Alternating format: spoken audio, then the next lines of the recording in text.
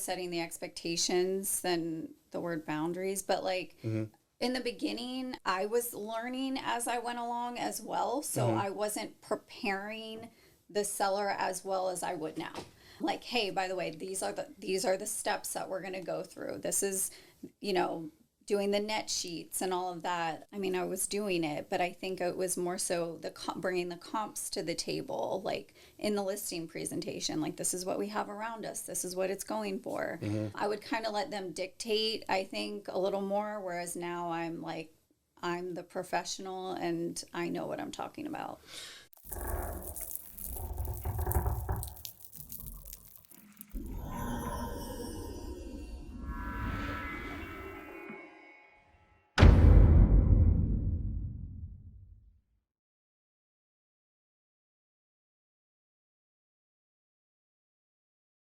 Today's top producing agent was a part-time fitness instructor, pharmaceutical sales. She has a bachelor's degree with the University of Maryland. She owns a landscaping company and is just 2 years as an agent. And she's been recognized by the JAX Real Producers for her 2023 production. She has unwavering commitment to client satisfaction and a deep understanding of the luxury market. She has a house full of kids, 4 kids, and 3 French bulldogs, and claims to be a foodie. So hopefully we get a restaurant review here from her, a recommendation. Let's welcome the Megan in the megansellsjax.com, Megan Hughey, to the show. Thanks for having me. Thank you for coming on today. Looking forward to digging into you, because you really have gotten off to a great start in your career. I see your social media, and you do comment. Obviously, you're one of my fans, and I appreciate that. Listening to each and every one of the podcasts, and I've been following you. When I went on to your LinkedIn and go, oh, she's only been doing this for 2 years, and already be at the production level, to be at the JAX Real Producers. That is very rare, to get there. So there's going to be some tips, some tricks, some things that in the last 24 months, hopefully you're going to be able to share to the listeners today. Yeah, I hope so. Yeah. Where we kick off always, where are you from, Megan? I'm from Laurel, Maryland, originally. I moved to Jacksonville about 15 years ago, I think now. Yeah, and been here. I kind of was in the fitness industry, medical device sales, pharmaceutical sales for a while. Stayed with fitness, personal training, group fitness training, managing fitness facilities until COVID happened. And then, everything shut down, especially that world. Well, I don't want to jump too far ahead. We're going to pick up there, because I'm always going to make your transition into real estate. Yeah. Tell us about the University of Maryland. What did you choose there? What was young Megan, visualizing as a career? Young Megan was in public and community health. That's what the degree was in. And I thought I was going to work like in a health department, doing women's health, sexual health, reproductive health. I did a lot of that kind of stuff in college. But I did my internship at a health department, and I was like, yeah, this is not for me. Almost immediately. Were you like a junior, senior, and go do the internship? How old were you? Yeah, it was like your last semester in college, and I was like, I can't do this, like the 9 to 5. It just wasn't for me. Right. Sitting in an office. Was it the 9 to 5 structure, or just the, I want to use the word clientele? I mean, obviously, or the issues and challenges that because were you working at a county level or state level office? County level, and I think everyone who does that work is amazing and very selfless work. But it was being in the office and sitting down all day. And at that point in my life, I was just very active, and it was hard for me to be sitting there, and like me and the copy machine, it was like my arch nemesis. So like I was like, I don't know if I can do this.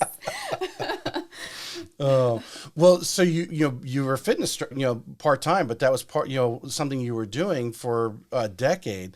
Were you already doing some sort of, was that part of the curriculum to, I don't know what the credentials are to be a fitness instructor, or is that something you did after school? It was after school. Yeah. So I got into managing and doing sales in the gyms whenever I moved here. I believe it was Gold's Gym at the time. And that just kind of got me into, teaching and getting my certifications and all of that. The transition from going from Maryland to Northeast Florida, what took you here?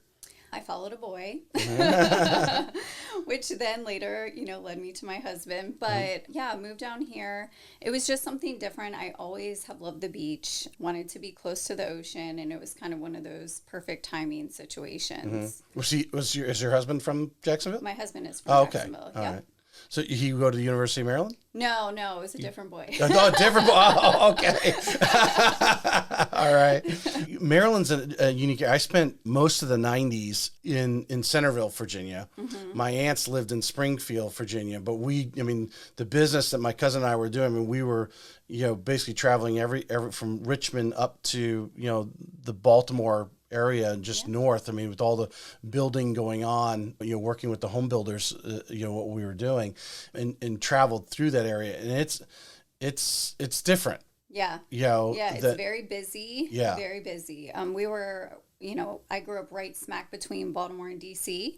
My dad's originally from Baltimore, but it is very, very busy. Lots of traffic, just a very fast pace all the time. Yeah. My mom worked for the federal government. My dad was local government. And she just, the commute into DC every day, I don't know how she did it. Yeah. It's just a very busy, busy lifestyle, and also very cold. Yes. The majority of the year, and it was just not for me. You have the seasons there. It's nice. Yeah. From that standpoint. Yeah. But you're right. I'm the type that I like to wear shorts year round. Yes. Yeah. And we're 3 hours from the beach, so it was too far for me. So you get a taste that that's not what you want to do, at least working for the government, county or local. You come down here to JAX. What introduces you? Just going out and trying to find a job? You just went into the gym and just said, okay, yeah, that looks like a decent job, and just took it? It's kind of one of those things, you get your degree and you think, oh, I'm going to get a job. And then it's like, what job am I going to get? I don't want to do the health department thing. And also, a lot of times it's hard to get into the health department because people stay there forever once they get in. So I was just applying to different jobs, and I got the job at Gold's Gym as a sales rep. And that just kind of got me into that lifestyle. Mm-hmm. What do you think? You did it for a while. Do you still do some instructing privately with anyone? No, once real COVID estate's taken up your world. Yeah, it and has. Kids. And kids. Yeah. Yeah. So once COVID happened and everything shut down, I just kind of stepped away from that. Still worked out and all of that, but I didn't train anyone. That industry is interesting from the standpoint that, you see, the advertisements for the different franchises. I don't know how some of these places, they charge $10 a month for you to join. Yeah, it's all volume. Now you got these CrossFit gyms, which, a lot of them are finding they're not buying the retail space or like a Gold's Gym where they got this huge, very costly building. Yeah. You're competing with these CrossFit gyms who are going in back basically in warehouse spaces, which are a lot less expensive. Right. And competing, it just, it mind boggles me from a sales side. I don't even know how to ask this question, but with the competition out there, I imagine being in the sales part of the gym, competing against the different campaigns that you had to try to do to attract attention, I guess. Yeah, for sure. And it was a lot of like old school, boots hitting the ground running and all of that. But yeah, it was a weird time. It was kind of when gym memberships went from that like $40 a month to the $10 a month model. So yeah, I was there during that time. And I remember having a manager who was really, really good at problem solving. I would come to her with a problem, like, how are we going to do this? And she was always really good at just figuring out like a solution to everything. That kind of helped shape me into thinking that way. Like, okay, here's a problem. It's not, it's not stopping us. It's maybe a speed bump, but let's like figure it out. Right. Right. Well, and that's real estate. That's real estate. Every transaction. That's parenting. Yes. That's everything.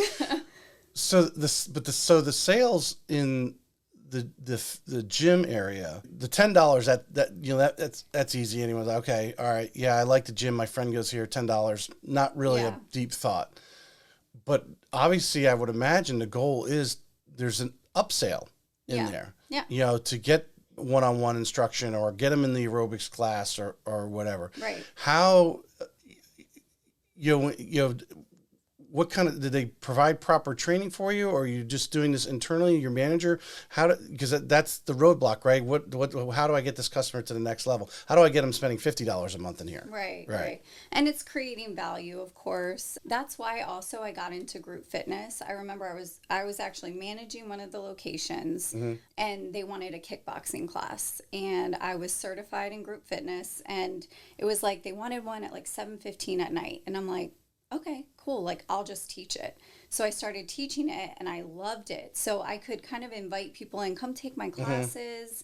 And then it just kind of went from there to personal training as well. All right. Yeah. So during this time period too, you go part-time with the fitness because you pick up a pharmaceutical. Yep. Okay. So they're in, I think you said device sales. Yeah. So there's a lot of training involved. Yes. There's a lot of education in that part of the, I always wonder because in the, that industry is kind of unique from what I understand. A friend of mine, he's been in it for pretty much his whole career. And it's like, this product come out or this medicine comes out and the company hires a bunch of people to go out and sell it. Right. And then another company, they come out with a new product and this company's dying down. So they shift over here and there's a lot of networking involved. Yes. And moving forward. What are some of the things that you picked up that you're still, as we'll get into real estate, some of the things you picked up, whether it was in training or just, again, working, talking to a doctor, because like you talk about luxury sales, those are type of clientele that you're now working with and, trying to either earn their business to list their home or, represent them as a buyer. Yeah. I think you have to know what you're talking about for sure. You have to sound educated and, be very well versed, I think, but also just confidence in what you're selling, so to speak. I noticed all my sales weren't really me selling something because I believed in what I was selling. For instance, I worked for Dynasplint. So it was splints helping neurological patients with tone, and people basically when their like hands are clenched shut, the splints are dynamic and they help stretch them out. So it was a really just cool thing to be able to offer to physical therapists, occupational therapists. So it wasn't me feeling like I was selling something. It was just bringing value to something they were already doing. Right.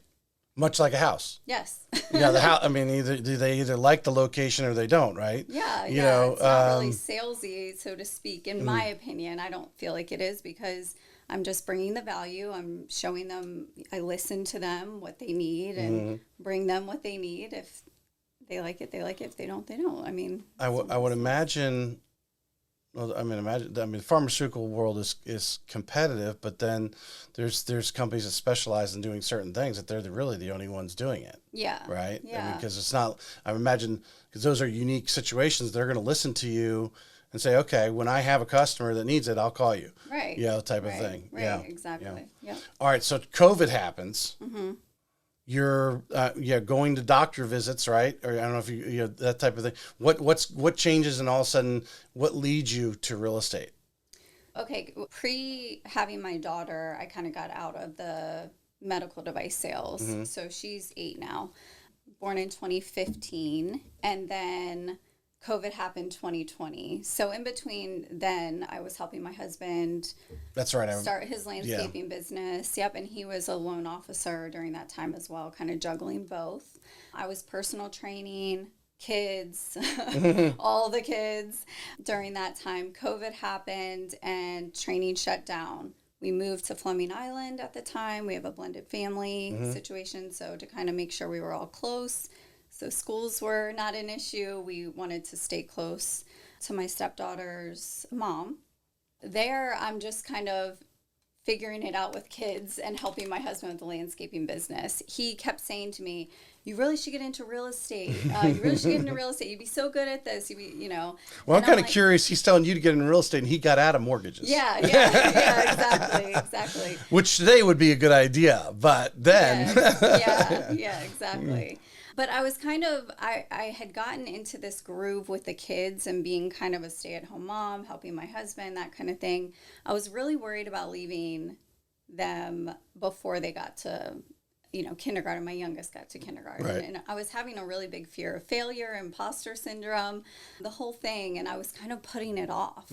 He's like, what are you doing? I'm like, I just don't have the time, all the kids and this and that. And he's like, I'm telling you, stick them in a camp, I will support you in whatever you need to do, but you need to go take this test and take the class. So he was super supportive of that and kind of pushed me into it. Did you have a girlfriend or someone that you knew in real estate, or he just, obviously him being in the business, he knew agents? What was Jocelyn Brunel, she's a friend of mine, and she was she was my mentor and is my mentor, and she was like an inspiration to me because I see her with her 3 kids and managing businesses and all the things, and I'm like, well, she did it, so I can do it too. Yeah. So talk about. You go and just to go for the week for the class, or you do it online? I stuck my kids in spring break camp during their spring break, and I went for the week and took the class. Okay. And then, passed the class, and then, you have to take your state exam, but that was what I was really pushing off, like buckling down and studying. So once he kind of was like, come on, Megan. Do you recommend taking the test like right away, though? I mean, after looking back, would you just do the weekly course and like pretty much schedule it, pretty close? I would say, study for a few weeks, and then, I think I used Prep Agent, and I buckled down for 2 whole weeks, and I just kept taking the practice tests back to back to back. Because there's a lot of crazy stuff on there. This summer I went in and dabbled in and did the pre-thing, and I'm like, oh, this will be simple, because I go on and do this mortgage stuff, but I've been doing mortgages for 18 years. When they started licensing everywhere, I had 21 licenses at one time, because at Quicken, where we were talking to everyone all over the country. And now of course they have just kind of one big test that a lot of states accept, and then some other stuff, but the continuing ed and stuff, I just go in there and I can just let it play and answer the questions because I've just done it so many times. When I started looking at what you guys are learning, which some of it's good, some of it I guess they really want you to kind of understand the bigger picture. Some of the stuff you'll never use. They start breaking into the the acreages and how it's I guess how you can read the description at the county level.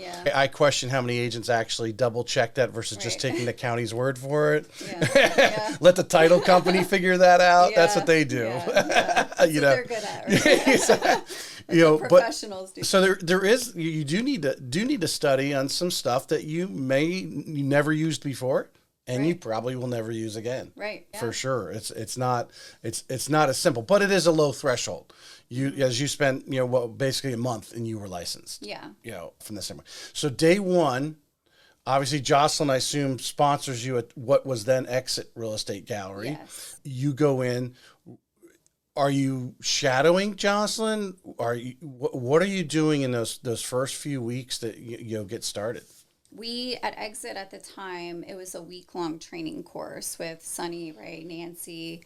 And new agent orientation. Yeah, and it was really thorough. And so we did that. And she was kind of already setting me up with what I needed to do. Start taking pictures, get your headshots, get your business cards, do this, do that. She was really on top of me as far as being prepared for that. But after that, it was a lot of just immersing myself in the community of real estate agents. Like, I didn't feel like I knew what I was doing, but being around people, going to trainings, it just makes you be in that world. Because I think it's easy to get your license and then just kind of be like, all right, what do I do next? Or what do I do? You just have to be around real estate agents and in that community and doing all the trainings, I think. This is a question, and I'm sure you've heard me ask this 100 times if you've listened to my podcast, is how important, well, one, you had a successful agent who you were friends with, who you have on your speed dial. She's already telling you, hey, you need to be doing this. You need to get those cards printed because it's going to take a week, whatever, getting all those things done type of thing. But I also know Jocelyn's well connected, and she has her little group around her of very successful agents. Many of them work for other brokerages. And here now, you're kind of invited into this group, so to speak. I'm sure you're being introduced to some of these people if you're hanging out with Jocelyn or whatever, socially or whatever. How important, when you look back now, the 24, 26 months you've been in the business, based on what you just said, how important has that played or helped you go back to a word you used earlier, confidence, and having some of these people that now you've been introduced with, and now you feel a little comfortable. These are, they don't work with you every day. Yeah. But they're working with you because they're out there. Right? Yeah. She definitely has a great connection. I feel like the people I met in our, my training course, like we're still on a group chat today. I'm in a group chat with Jocelyn and another agent, and we can always just kind of lean on each other and, hey, are you going to this training? Are you doing this? What do you do? Right. We have broker support, of course, at United, but we can always check with each other as well. Well, as a new agent, and I know as a loan officer, there's stuff that comes up all the time. It's like, did that guideline change? What's have you how do you know a good landscape? Whatever it is that you need, you don't want to contact the broker and ask them, who a good landscaper is, right? That's right. Well, I'm not going to wait. Yeah, well, I'm just using that as an example, but those agents they're good because they have those connections. Yeah. And now you're able to get him, and it's much quicker to get a hold of Jocelyn, I'm sure, than it is to Ray. He might be a little bit before he calls you back. Oh, yeah. A type of thing on those things. But I mean, how does, if you're coaching, as I said pre-show, there may be a new agent who's in class right now, right?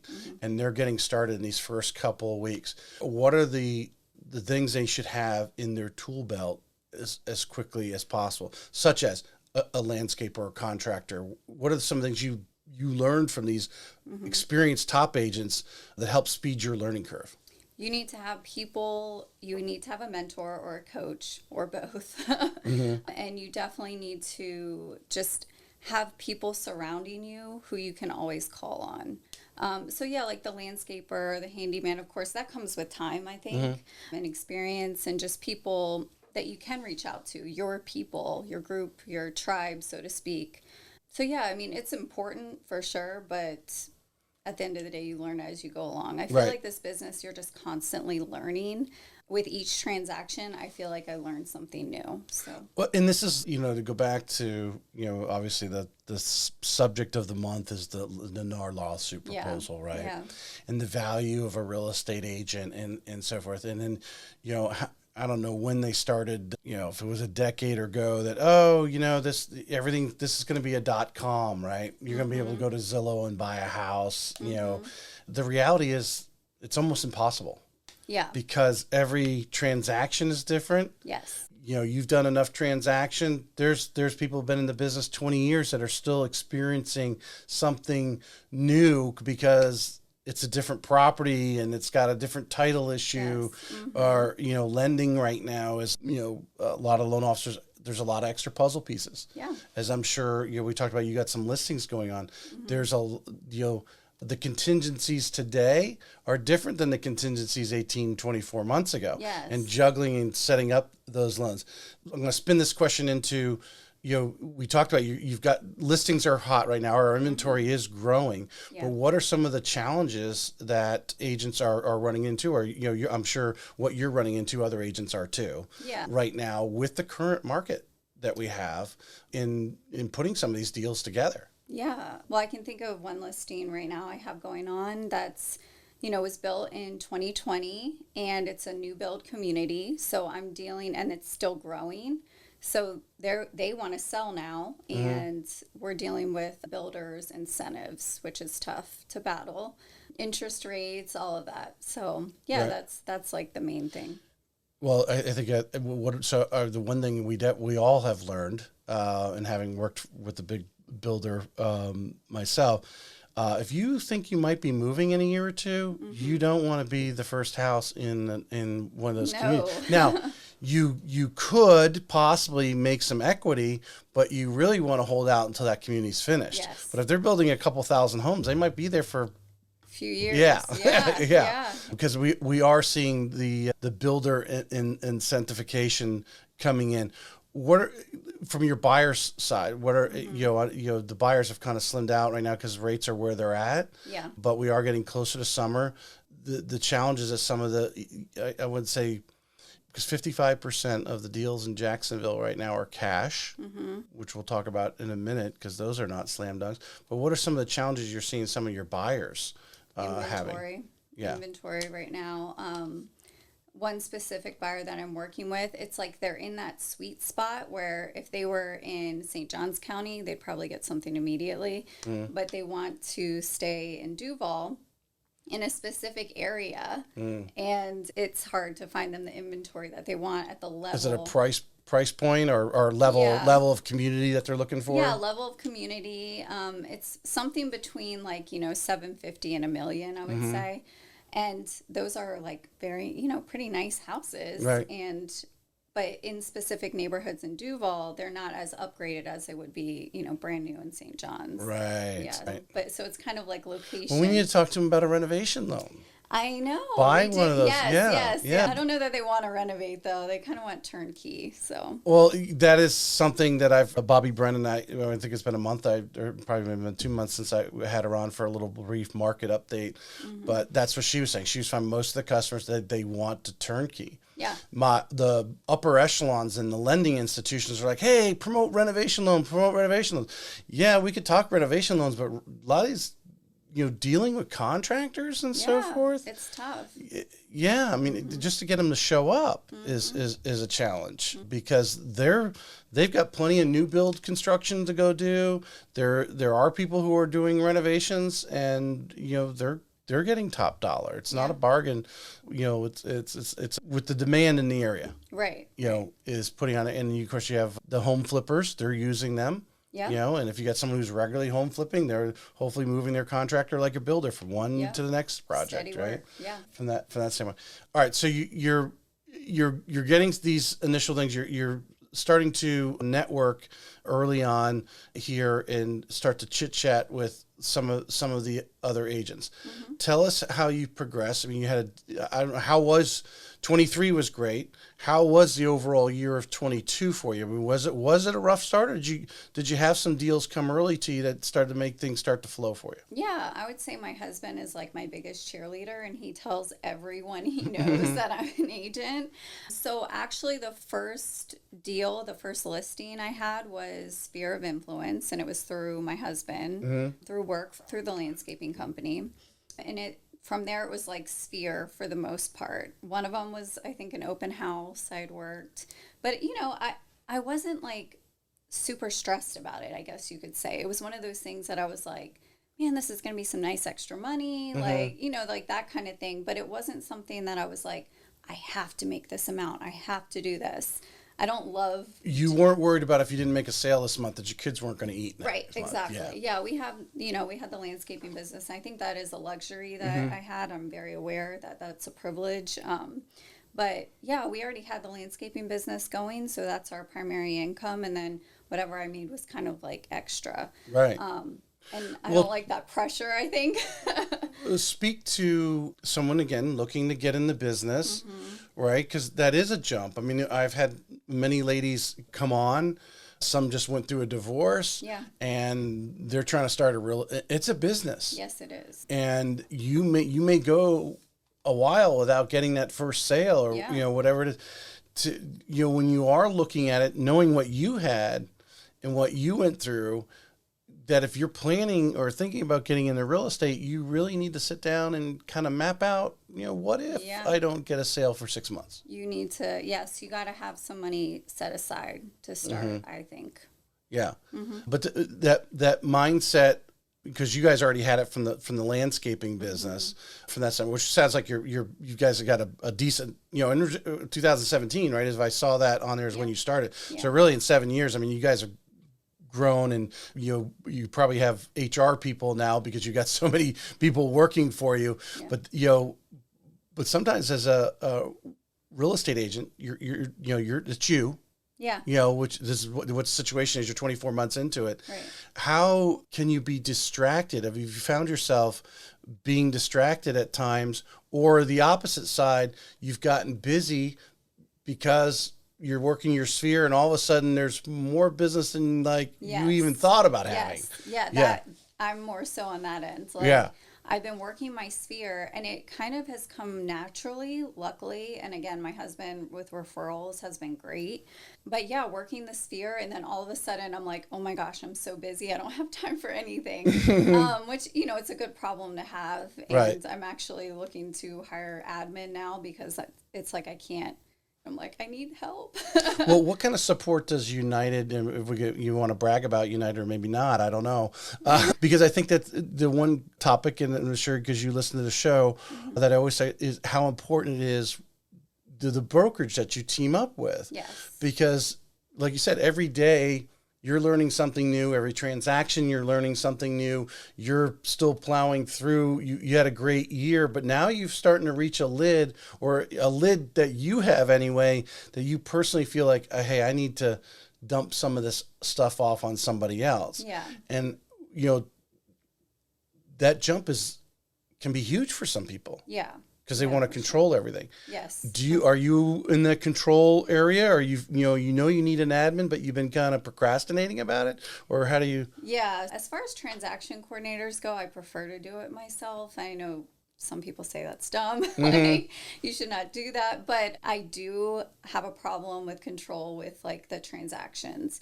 And it's strictly communication between my customers, who are a lot of times, friends, family. I want to make sure it's really personal, and I have an issue with wanting to stay on top of everything. Right.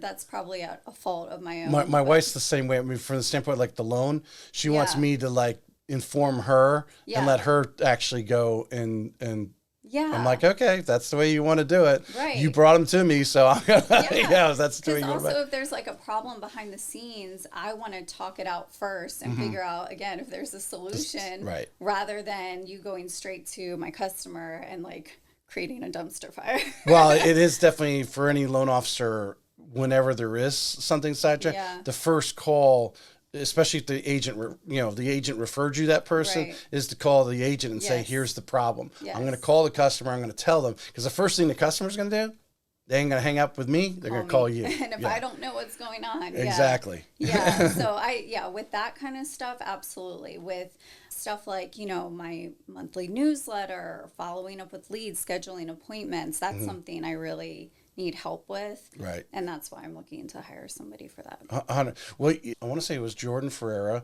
There might have been others, but I remember Jordan saying, because at the time she was with Kim Knapp over at Coldwell Banker, and Kim's very wise and been in the business several decades. And they felt that I think her and Jordan disagreed. Jordan hired a transaction coordinator. She told her to hire an assistant, and Jordan goes back and says, I should have hired the assistant first. Yeah.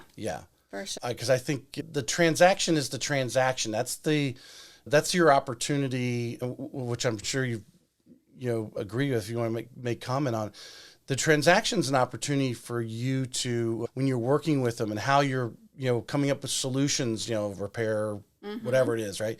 These things that come up for you to win credibility points to hopefully get a referral from them. Yes. Where sending out the monthly newsletter isn't. Right. I agree. I agree with that. I think like you're creating value when you're staying in touch with your customer throughout the whole transaction. Just my personal opinion. But as far as everything else, like, with life, my husband right now is in the busy season of landscaping. It's turning up. It's getting warm out. Yes. So he's very, very busy, and it's also my busy season, I would say, in real estate.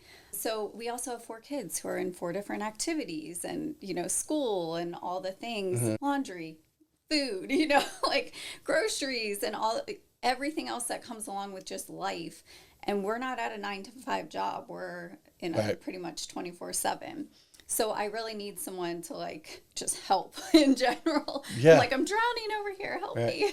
Well, like I said, it's a good thing to have. One thing I was I think it was I don't think it was when I was talking to Maddie and Hannah. It might have been the show before.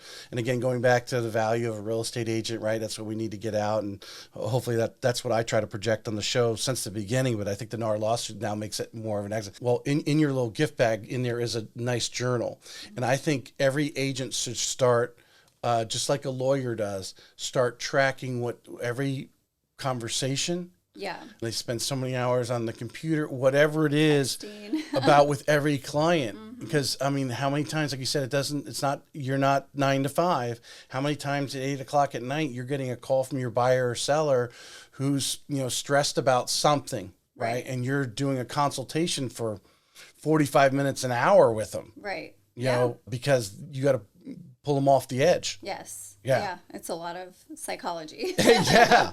But that's our business. Yeah. You've got to be available. If you say you don't want that, neither of us want that client that we have to lose sleep.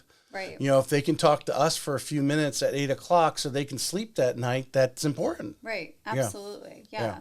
And I think also doing personal training for so long, it got me out of the, thought process that my time is off. Like, I'm off work. Like, people were texting me all the time, like, can I eat this? What about this? Here's my food log for the day. And same thing with landscaping. Right. I still have customers from the landscaping business reaching out to me if they can't get a hold of my husband. Right. So it's all the time. And it, you get used to that, and it doesn't become so like invasive, I think. Well, spin this in. You got 4 kids. Yes. So what is our age range here? From 7 to 14. Okay. So I've got a 10 and 14-year-old, so I got half as many, and I know, between both of them are in the school play. Yeah. One's playing basketball, the other one's taking voice lessons and those types of things, and we're running around. I'm texting my wife, all right, do you want me to pick him up at 5, because she's an agent too. How are you juggling this time? As I imagine there's a lot of agents out there that are in this, and is there a better way? Right. Yeah. How are you doing it? Because I don't know if I'm already pulling my hair out. Yeah. How do you juggle it around with all that? I mean, are you and your husband, is he flexible enough to slide by and be able to pick him up over here type of thing? Yeah. Where you guys are constantly coordinating? Well, we have a babysitter who I'm like, she's leaving for college. I'm like, so sad. Like, I don't know what I'm going to do without you. She's very helpful. She picks the kids up from school, brings them home, homework, helps with homework, snacks, all of the stuff. Chores as well. I have a babysitter. My husband definitely helps. Like, we have to have really good communication all the time. Otherwise, it just all goes to it all. Who's going to be where at what time? Yeah, it's constantly juggling a schedule and being adaptable. And I think that's actually helped with real estate, because it's always like, okay, I got to change this, I got to do that. It's not so, it makes you not be so type A, I think. It makes you kind of be like, all right, this is life. We got to go with it. We got to roll with it here. Roll with it. That's a very good thing. I was going to throw out a promotion to, I don't know if you've seen that app, Life 360. Yes, we have that. You have that, yeah. Know where everybody's at. I know where everyone's at. I know how fast my babysitter's driving with them in the car. Right. Like all the things. Right. Yes. It is. So anyone listening, you have to look at this app, Life 360. It's wonderful. It's free. You can buy extra features if you want, but it when they arrive home, bing, you get the bing. Now, my dog now, because I'll be sitting at home. Oh my gosh, so do my dogs. Actually, I don't think I have. No, I do have the alarm. All 4 of us have a phone. So my wife and daughter may drive in the phone ping. The dog runs to the door now with the Life 360. Yes. So it's that someone might arrive at home. Yep. Tells you when they're at school. You could set all these places, work. They're at, when they arrived at school, they left school. It tells you all that kind of stuff. Right. Yeah. And like you said, it will tell you the speed and everything else that they're traveling. Yeah. And my husband, he's into cars, and I'm like, oh, what are you doing? Yeah, because you can go back and say, the highest rate of speed. Yeah. I'm like, please don't die. We have 4 children. Like, you're driving too fast. Well, and I still do. I follow Carl White. He's in the mortgage business, but he said one of the greatest things he ever did was to get some domestic help. Yes. He reached the level, and even his wife didn't work, but what he realized was he would come home and, she was the type that liked to make dinner and everything. And, he was successful. So he wants to go veg out and she's in there doing the dishes and stuff like that. He says, I can afford some domestic help. Let them, make the meal, let them do the dishes so they could spend more time together. Yeah. Carl was, I don't think he has kids, but they're older from that standpoint. But with an active family like that, yeah, I mean, at the end of the day, you're like, okay, how are we spending our time together? Yeah. Or do imagine, planning a vacation or just a few hours on the weekend that all of you are actually going to go do an activity. Right. Together. Yeah. We like Friday nights, like once the girls get home from cheer, we like to just sit down, we order V's Pizza and like watch a movie together. That's one of our things. We also like just spending time in the backyard, listening to music, hanging out, just yeah, that's kind of our thing. But I do outsource. I have started outsourcing laundry for myself and my husband. I make my kids do their own laundry now, all 4 of them on specific days. So that keeps them kind of organized. And then me and him, I've had to outsource laundry. And obviously I have a babysitter. And I have someone to come clean bathrooms. Yeah. Because all of a sudden you get to the weekend and you're like, okay, we worked hard. We want to spend some time together, but oh no, we got to clean the house. Yeah, that was getting really tiring. And with 4 kids, I know how much laundry we have, just the 4 of us, but you got 6, and the kids are just turning through it. Yes. Yeah. Yeah, and also I'm like, why am I spending so much time putting laundry away and folding and yeah. I'm like, y'all can do this on your own. yeah. Sort the socks. Yes. Please sort the socks. Yeah. Yep.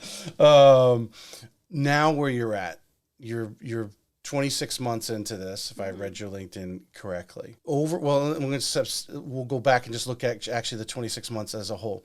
So Jocelyn's your initial mentor. Jocelyn takes you, and obviously I'm sure you still converse to her. But as you started to understand the business a little bit more, started to do some transactions, how have you expanded that?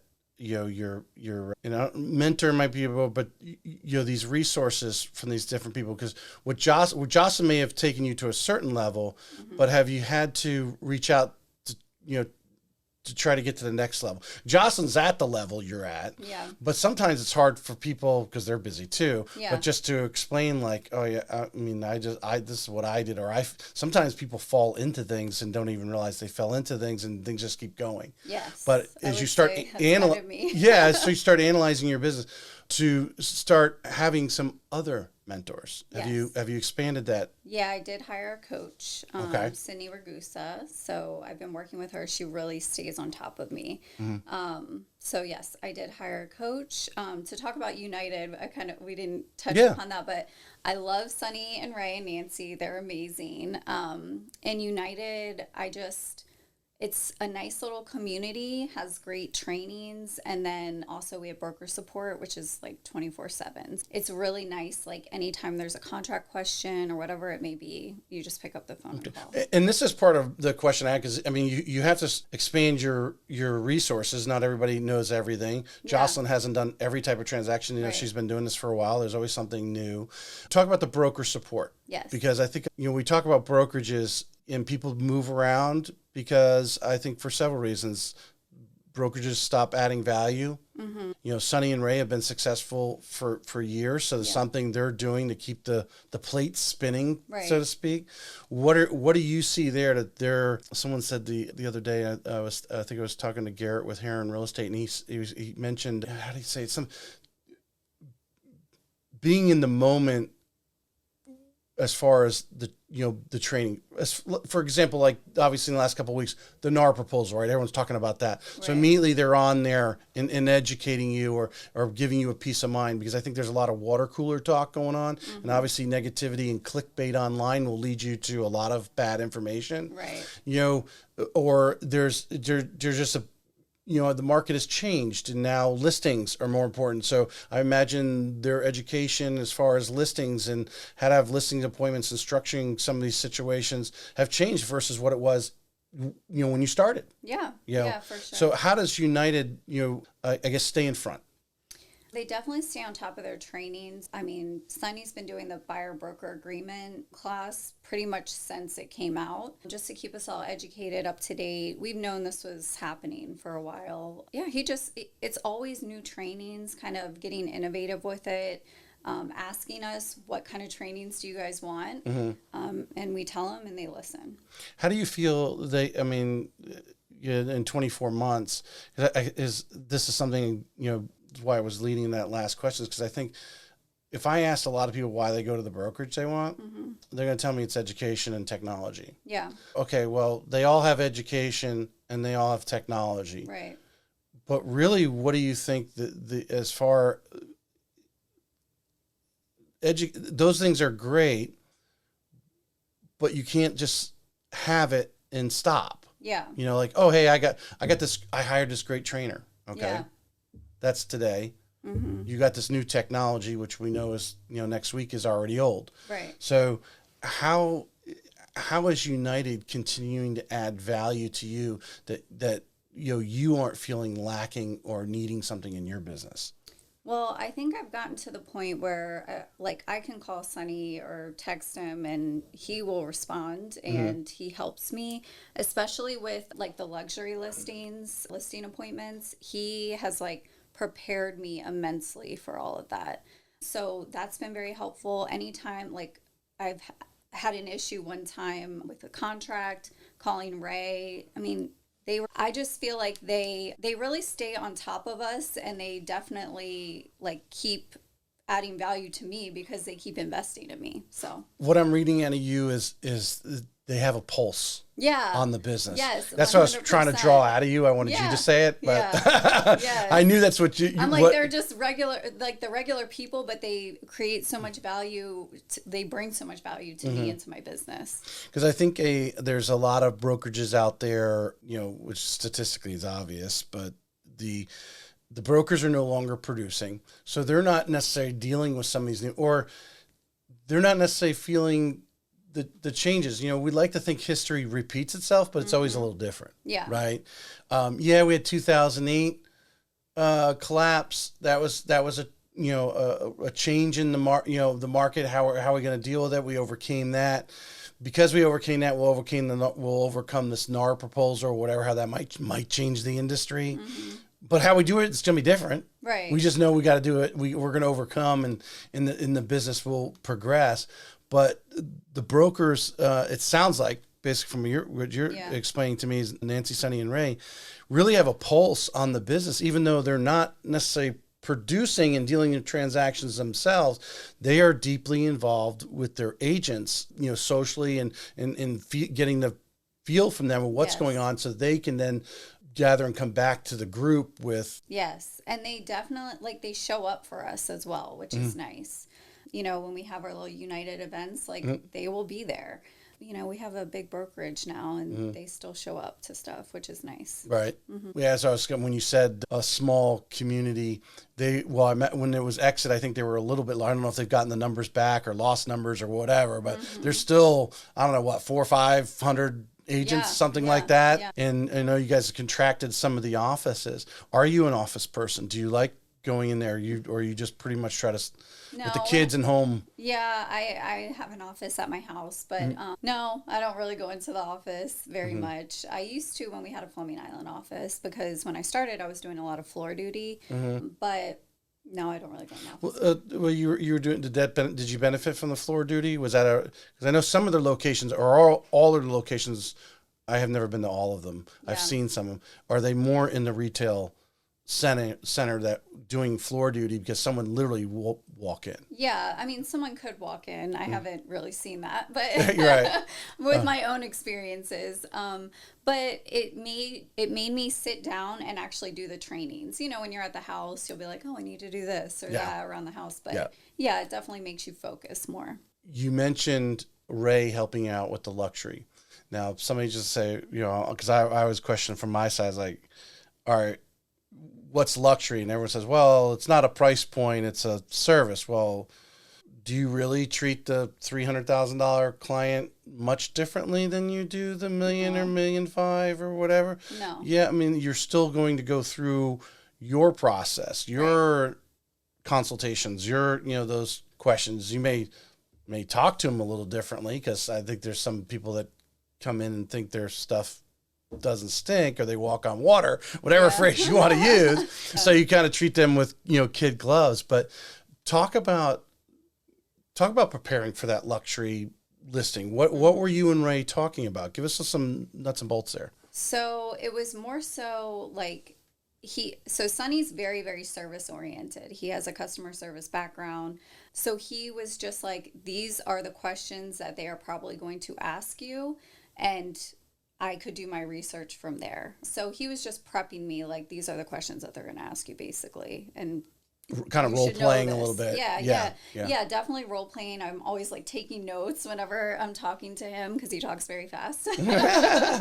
But and then I kind of go over it in my head and kind of talk out loud. We'll dig into some of these things.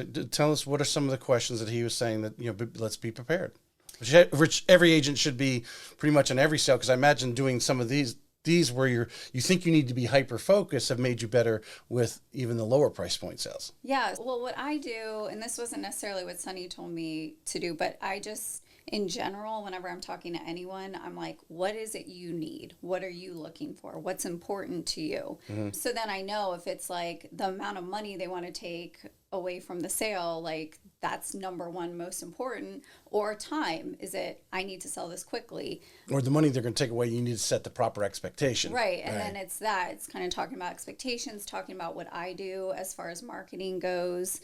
Yeah, so it's listening to them first, mm-hmm. and then kind of making the bullet points, and then going over what it is, how I can help them with that. What are some of the, you would think, the obvious thing, Sonny and Ray sitting there telling you that, obviously, go through and, hey, what's this going to cost and what are you going to walk away with? Make sure that's going to, mm-hmm. You're not going to shock them later when you got an offer and then you show them that worksheet, say, you should walk away with X. And they're like, no, I wanted Y. Right? You definitely need to cover that. But what are some of the, when you're in your experiences so far in trying to find those needs, mm-hmm. what are some of the just kind of like off the wall needs that you like never didn't even think of, but in your conversation of digging through them discovered? I find almost every time it's usually like the amount of money they want to walk away with. That's just what I have the people who I've worked with. Mm-hmm. And then with that, it is definitely like managing that expectation. I've dealt with, divorces and. So there's expectation. Well, then, so they have expectations because of going through this. I mean, which creates sometimes a challenge. Yeah. Right. I mean, in some of your divorces, what are some of the things that you've had to deal with as far as the seller? Like, I know sometimes they need to rent back because their next house is being built and it's not finished yet. Or, I mean, what are some of the things that you've uncovered? And obviously, when you go to list it, you gotta know this stuff, because when the buyer's agent makes an offer, you need to say, well, this is what the seller needs. Yes. Yeah. Well, and I do. I'm pretty upfront with that as well. Mm-hmm. Like, this is what they're looking for. With the divorces, it's usually just a very like, I'm the middleman in communication. If they cannot communicate well, which 90% of the time they can't. Mm-hmm. So I'm or don't the person, want to. Yeah, or don't want to, or they can't do it very well. So I'm the person that's kind of being the buffer. And I've gotten into some very interesting text chain conversations in the middle of that. But just being the buffer and being the person to kind of be like, this is what we need to do. So how are we going to do this? Like, this is, you can do it this way, you can fight it, or we can get this house sold and you can move on with your life a little quicker. Well, this is another one of the things, if we made a list, I would cover this wall of all the things that an agent does. Yeah. And sometimes it is dealing with those couples. Yeah. And you are a mediator. They don't live in the same household anymore. One may still be in the house, but the other one's over here. Yeah. But you've got to satisfy both in this sale. Yes. And how much time are you spending making 2 phone calls where normally it would only be one? It's because they're getting divorced. You got to do 2. Yeah. And then, I mean, and this person wants to walk away with this amount of money. Yeah. And this person wants to walk away with this. And sometimes that difference is so stupid. It can get very petty. Yeah. And then you got to talk to them like a friend. Like, you're like, hey, okay, I'm about to talk to you this way. Like, I'm just going to get very real with you. Like, you got to put your pride aside here. And, most people take well to me saying that rather than the other party saying that. And I think, to me, in my belief in sales through my career, you're probably resonating with one. Yeah. Whoever probably hired you initially is probably, feels they have this bond with you, but now you got to make the bond with the other spouse as well. But then they're like, well, she hired her. Do I trust her? Right. How do you navigate that? Yeah, how do you navigate that to win the trust of the other spouse who may not be the one who actually hired you? Yeah, they're a little weary of me, so to speak. Yeah, thinking that you're doing the bidding of the other spouse when really, how do you convince them that you're trying to do the bidding for both of you together in some sort of, you got like the double agreement. You got agreement with the buyer over here, but you also got to have an agreement, right, with the two owners. Yes, who are not seeing eye to eye on things sometimes. Yeah. I mean, I think it's just being a human and getting to know them on a more personal level and just being like, I understand this is a really hard situation. Like, this is not easy for anyone involved, and I'm here to make it easier. And just letting them know, like, anything we talk about in confidence stays between us, and I'll make sure that I am doing the best for both of you. Do you try to, because my immediate thought was you talked about a text chain or email chain where you have the group email with all three of you on there. But then you also have separate over here knowing that these conversations are private, but when there's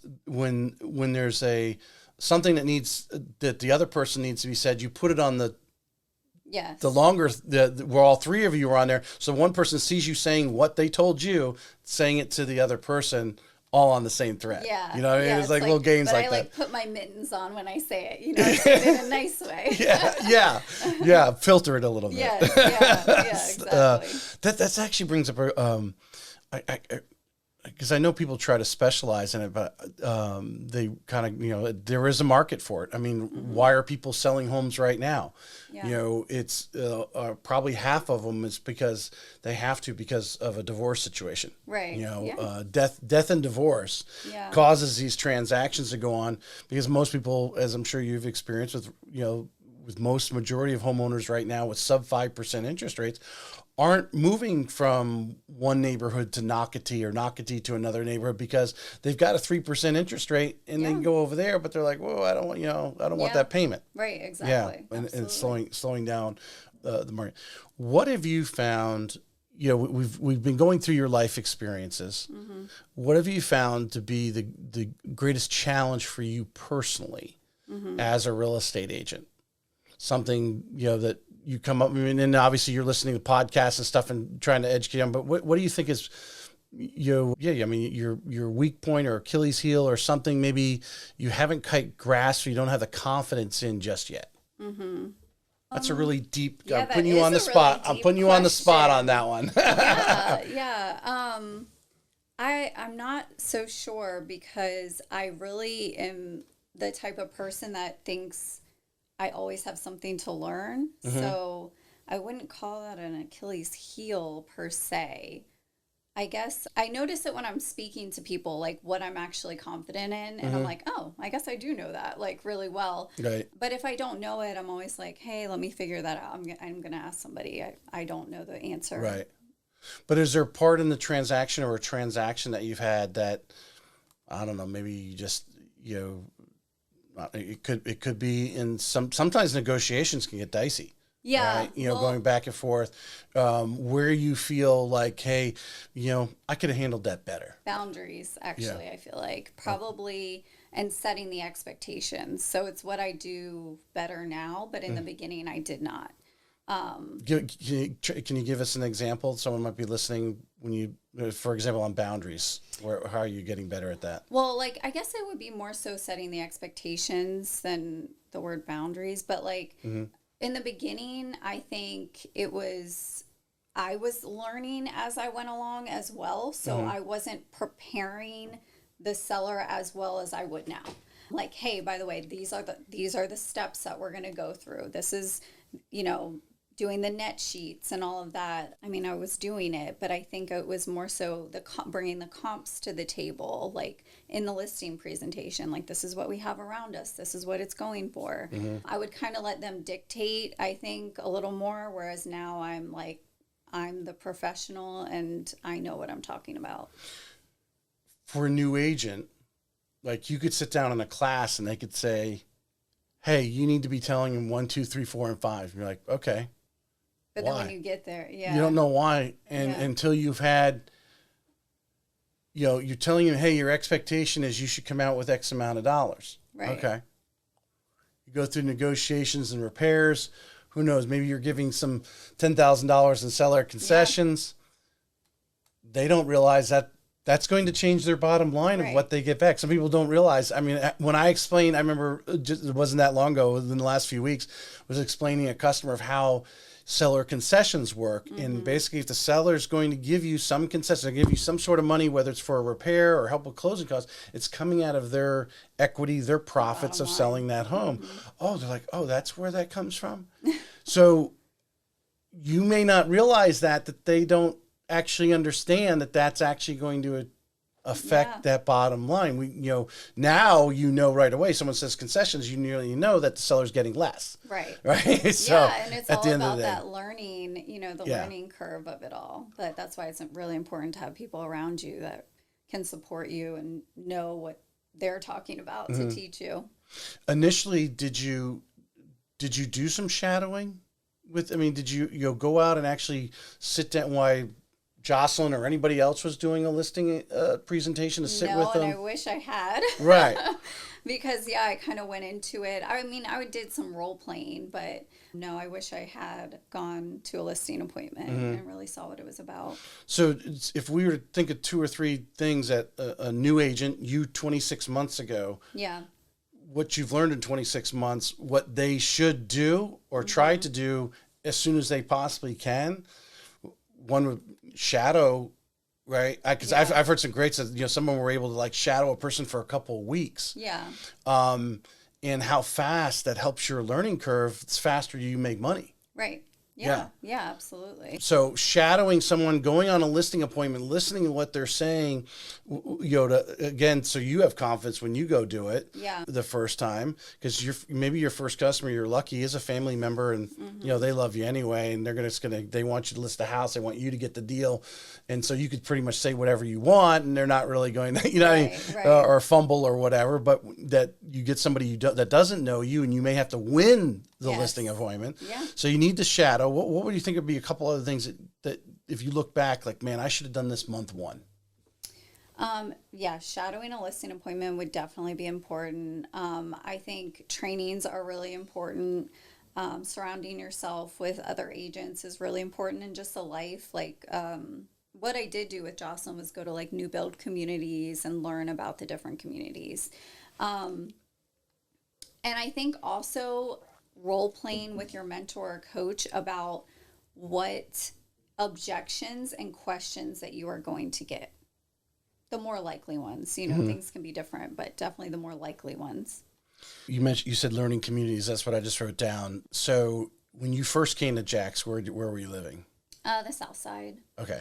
And then you went over to Fleming Island in 20. Yeah, we were in Arlington for a little bit, and then, Fleming Island, and now in Green Cove. Now, even though it's been a short period of time, if we were to narrow down, where is most of your business? Because the river is a natural geographic dividing factor. Yes. Are you finding most of your business on this side of the river, or on the other side, in the Fleming Island, Green Cove, Clay County? No. Sorry, I mean on this side. On this side, Queens Harbor, the beaches, South Side. Yeah, that's where most of my business is. All right, because I want to drill down on how important it is. Like you said, you took some time, and the new builds are easy. You can drive around, sit down with the site agent, but Queens Harbor isn't a new build. No. What are the type of things that you need to know? For example, just talking about Queens Harbor, as a real estate agent, you need to know this before you even bring your first person in there and show them a house. Yes. Yeah, you need to know about the community, the amenities, their HOA dues. The lock system is the biggest thing in Queens Harbor. You're going to have a boat. Yeah, right? yeah. And what sets it apart from other communities like it. You definitely need to know. What I like to do is I like to call other agents who have listings in that community. I think it is a little taboo, and people say why would you do that? But if someone calls me, I don't mind talking, educating and having collaboration. We just did a brokers open And I reached out to every listing agent in Queens Harbor and was like, do you want to do this with me? Like, let's I saw that you had was like 5 or 6. Yeah. Yeah. And I'm like, we can all get together and bring more to the table rather than just being against each other. I don't understand that mindset. I'm totally with you, because I wrote the word taboo down. Someone said, why would you call, if you're going to do a listing appointment, or you have a listing in there and now you're trying to strategize, really fine tune how am I going to market this? Yeah. To call in those people. Well, what you need to tell those people, they need to be listening to this podcast. Yeah. Because every one of those agents that I've had on, I guarantee if I ask them, they're all doing what you just said you're doing. Yeah. And they're calling the other real estate agents. There's agents that really specialize in there. Mm-hmm. And, any agent that's worth their salt or been doing this long enough realizes people choose who they want to sell their house or represent them as a buyer for many different reasons. You don't know that they might be brother and sister. They might be, college girlfriends, sorority sisters, whatever. You don't know the relationship. So you can't go and start getting all defensive because, hey, I'm the queen of Queens Harbor real estate, but you're bringing in, you have a possible buyer. Right. Well, I want a relationship with you because I want you to bring more buyers. We're all gonna work together eventually. Yeah. Like, let's play nice on the playground. Exactly. I mean, you're going to bring, if they're working and farming that neighborhood and they're getting regular listings, and you have a buyer who's interested, it's just like a new build community. That site agent needs to build relationships with the agents. Say, bring your customers to me. Yeah. And let me educate you on the community is why you're cutting. So you feel good bringing them there. Yes, I agree. What you did there is awesome. And putting that, cause you want to create an event. You want to create I want more people to come. I want more brokerages to know about it. One of our biggest motivators sort of thing is like the fear of loss, right? Mm-hmm. And you got 5 or 6 open houses going on at the same time. You get someone bouncing around and they're like, oh wow, this event's going on. Maybe we need to make a move on one of these houses right now. Yeah, absolutely. And it may not be yours this time, right? But hopefully the next time, and the other agents appreciate your organization. Yeah, I hope so. I think, it was a success, and I hope we all, we all eat. Right. Well, the fact you have 6 open houses going on at the same time, true, you now are going to have this influx of buyers coming in that hopefully maybe some of them aren't represented. And now you may have a buyer who may not actually be a Queens Harbor buyer, but you might take them somewhere else now. And also like the neighbors, they come and they want to see, what kind of house that they have, their, nosy neighbors. What upgrades? What upgrades they've done. Yeah. How much their house is listed for, what they could sell their house for. It just creates relationships all around. Yeah. The group dynamics, creating the event is important. But I think, like I said, agents, you need to be listening. I generally don't sell my podcast. I just let it do itself. But you're spot on. If someone's saying that, why are you calling the listing agent? How important is it? And this might be something you discovered, and tell us how this might evolve for you. When you're making an offer on a house, you may want to call the listing agent, maybe get some information. So when you make the offer, you're not having to redo it. Yes, exactly. Yeah. How many times have you on a listing have gotten an offer and not a phone call? Yeah, it's kind of wild to me. I don't, because you want to know. At the end of the day, we want the sale to go through. Like, we want our sellers happy, we want our buyers happy. Someone wants to sell the house and someone wants to buy it. Yes, let's make this work. You know what I mean? Like, we are the middle people, so let's collaborate and let's make sure that you're bringing an offer to the table that actually, my sellers will entertain. Well, when you're in, some people may not be, again, this goes back to the value of a real estate agent, right? Yeah. You're doing the listing appointment and you're explaining to them, this is the value. Well, one of the values are communicating with the buyer's agent and explaining the needs of the seller. Yeah. So that you get quality offers on the other side. Yeah, exactly. They're not going to take less than this. Or, my wife had one recently. It was, her new home is not going to be completed for a few more months. So she needs the rent back. Right.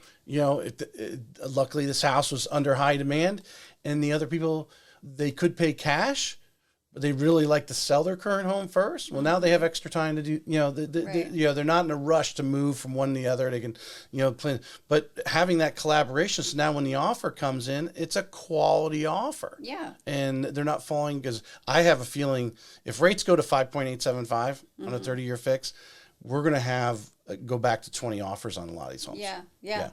Well, I'm looking forward to that, because I haven't been in that. Yeah, you kind of missed that. You kind of missed that. Yeah. Well, Jocelyn, I think if I recall correctly, she told me she had 69 offers on one home. Yeah, that's insane. Yeah. I can't even imagine. First thing I'm like, maybe I'm not charging enough. What is the, not getting into the weeds of the NAR lawsuit, but you are interacting with other agents right now, and obviously I try to bring information from people who are in the know. Yeah. But what are some of the things, are you hearing some fears? What is the general attitude of your peers, real estate peers right now about, to me, it's just gonna, I don't think it's as big as we want to make it out to be. No, yeah. The more we're hearing about it, and the fact that it hasn't been approved yet, because I don't think it's going to be by the courts. But what are just the general attitude of the real estate agents that you hang with? A little bit of fear, a lot of annoyance. Yeah. But a lot of people just kind of like, well, this is this is the nature of the beast. Like, we just have to adapt. Right. A lot of adaptability. I saw this great reel, I think it was yesterday actually, and he was explaining, the guy said, the buyers have been paying for this all along. Yeah. It's not it's not that the seller ain't going to discount the price. Right. Why would they discount the price? They're willing to pay that much, and why would they discount the price? Right. So it's not, the buyers have always been paying for their buyer's agent. They've been paying that much more for the home to make up the difference. Yeah. And and it was a simple explanation of that. And I was like, he just said it so well. Right. And that just needs to be out. The buyers have been paying for it all along, because it's in the price of the home. Right. From that standpoint. Yeah, anything else you want to add? I don't think so. You don't think so? Any questions? Well, I'm gonna put you. We'll put you on the spot, because I'm a little bit on the spot, just because I want to hopefully create some. There'll be some great reels out of here. But why is, if we were to make a reel right now, and I said you have 60 seconds to explain why someone who doesn't know you, right? So you have no time, but they're searching online for a great real estate agent and come across this video, come across this reel. Why should someone use Megan to, let's make the buyer, they're coming from out of state, Midwest, Northeast, whatever, coming here, don't know squat about, they may have visited friends or relatives here and like, okay, yeah, we'll move there because it's cheaper or whatever. We want to be in the warmer weather and get out of whatever's up there. Why should they select Megan as their agent to represent them? So what I've been told is that I am a really good communicator. I am adaptable, so I accommodate for my customers. I definitely accommodate them in their schedule. And I think I just am prepared usually. That's also something I've been told, is I stay prepared and I make sure I know what I'm talking about when I'm walking into, whether it be a listing, showing a buyer a home, whatever it may be. This stuff comes natural to you. Yeah. I mean, and maybe not natural from birth, but through your life experience, being prepared, that's you. Yeah. And I think, all of us, someone who might have great athletic ability doesn't understand why someone doesn't, right? Right. And what you just explained is like, well, this is what they tell me, because that's just natural to you, that you just do that. You're going to provide that service because that's what you do. I never feel like I'm prepared enough, which I think equates to me being prepared. Right. Yeah.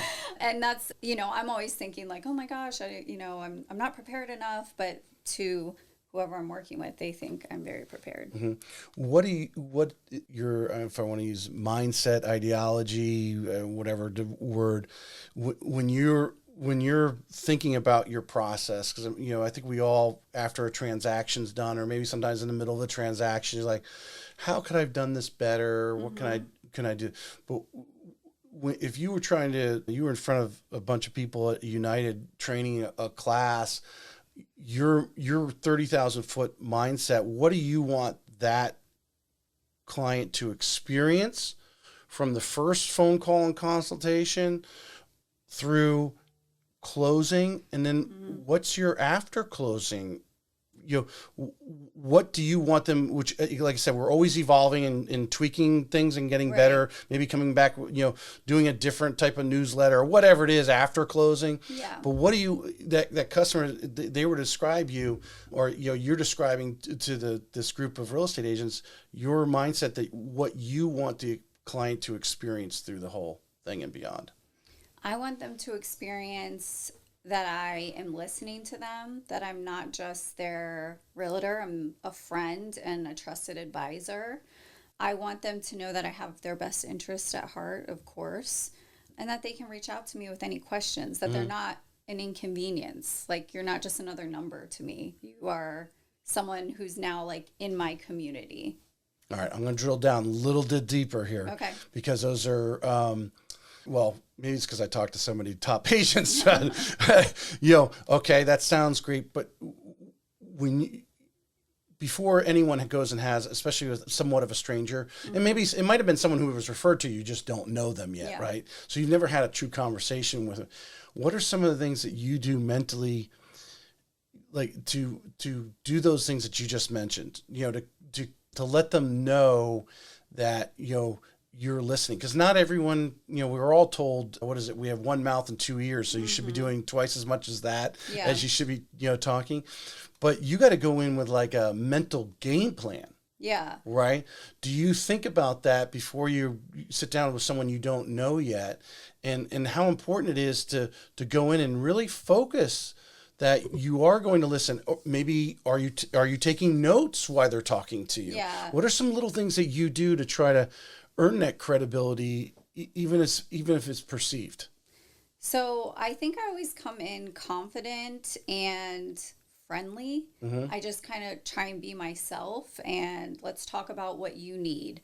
And yeah, I will take notes for sure and kind of circle back around. Because confidence is confidence is something you're internally telling yourself. Yeah. I can do this. Right. I'm going to win this listing appointment. Yes. I'm going to get these buyers. I'm going to represent these buyers because I'm good. Right. But you don't want it to become start making your mouth move. Right. Right. Yeah. Like, I know more than you, so you shut up. I'm going to do the talking. No, yeah. You really, especially I deal with a lot of strong men, alpha personalities. Right. And I've kind of learned I have to definitely adapt for sure.